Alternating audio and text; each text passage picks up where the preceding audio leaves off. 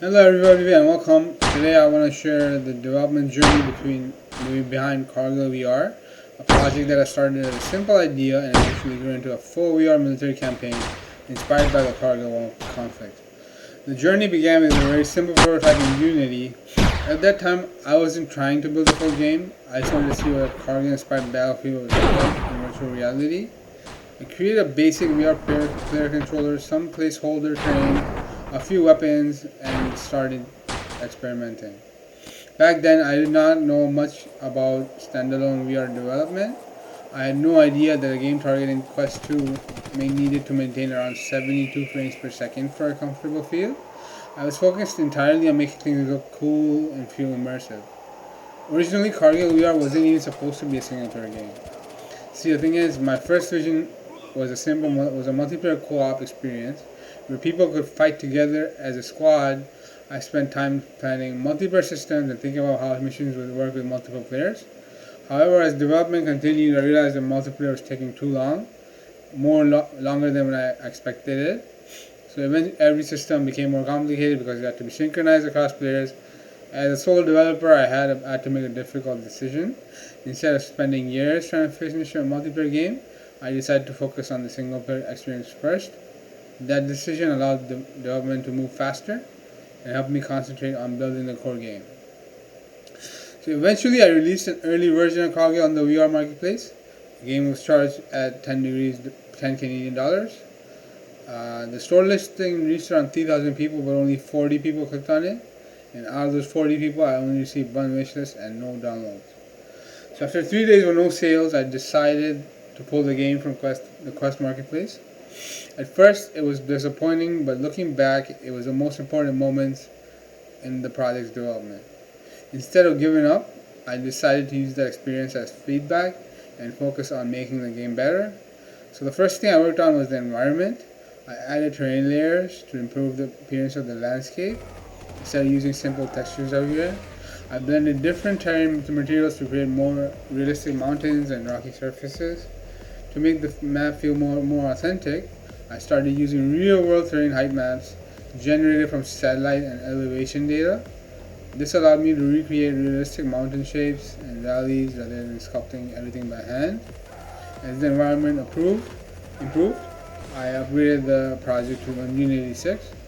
The upgrade gave me access to new terrain and rendering features, which helped me improve performance and reduce the cost of terrain textures. Since Cargill VR features large outdoor environments, every optimization matters. And trust me when I say this, this game is big. So I started improving the visual quality of the game. I added proper lighting to the environment, which immediately made the mountains and terrain feel more alive. Then I added shadows, which gave the landscape depth and realism. And of course, I quickly learned that the good visuals come with a cost. So on standalone VR headsets like a Quest 2, shadows can have a major impact on performance. This was one of my first lessons in balancing graphics with optimization. So next I turned my attention to the AI. Early the enemies were very basic and mostly existed to test weapons. I wanted combat to feel like a real actual battlefield, so I upgraded the AI system, improved navigation, target detection, and enemy behavior. As more and more enemies were added, I discovered another challenge. Performance started to become a serious issue, especially on Quest 2. This forced me to learn about optimization and how to make large battles run smoothly on the standalone VR. At the same time, I improved the weapon system. One of the biggest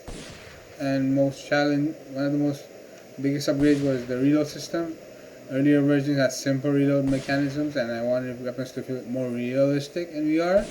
So I designed the system so that the players had to perform the correct actions, such as removing magazines, inserting new ones, and operating weapon controls before firing again. This made the weapons feel much more immersive and turning reloading into an actual gameplay mechanic rather than just pressing a button like you do on Call of Duty. One of the most technical difficulty challenge was the sniper scope. I was originally planning to use a traditional sniper scope, which renders a second zoom-in view to the scope using another camera. While this works good on PC VR, it caused a significant performance hit on GPU-bound devices like Quest 2. So because performance was so important, I eventually switched to the shader-based sniper scope. Instead of rendering at the world at a second time with the sniper camera, the shader created the magnification effect much more efficiently. It took me a while, but it was worth it. So developing that system wasn't easy. I spent a lot of time dealing with alignment issues and VR specific challenges, but in the end it allowed me to keep performance under control while still providing a sniper experience and optimizing for Quest 2 as well. Because Quest 2 is more than half, about one third to half the market of the Quest headphones. So as the game grew, I wanted players to feel connected to a larger military operation. To achieve this, I added a radio communication system. Through the radios, player can stay in contact with command, receive mission updates, get objectives, and hear battlefield information. This helped make the missions feel more immersive and gave the sense that a larger conflict was taking place around the player. Now I also started adding more mission varieties. I introduced a helicopter support to make the battlefield larger and more dynamic. I added Bofors and artillery strikes so that players could call in during combat, just like Call of Duty Predator missile, but way more. I added an injection system as another game mechanic, which you can just inject yourself to increase your damage, your health, or whatever, depending on how you inject it and what you inject.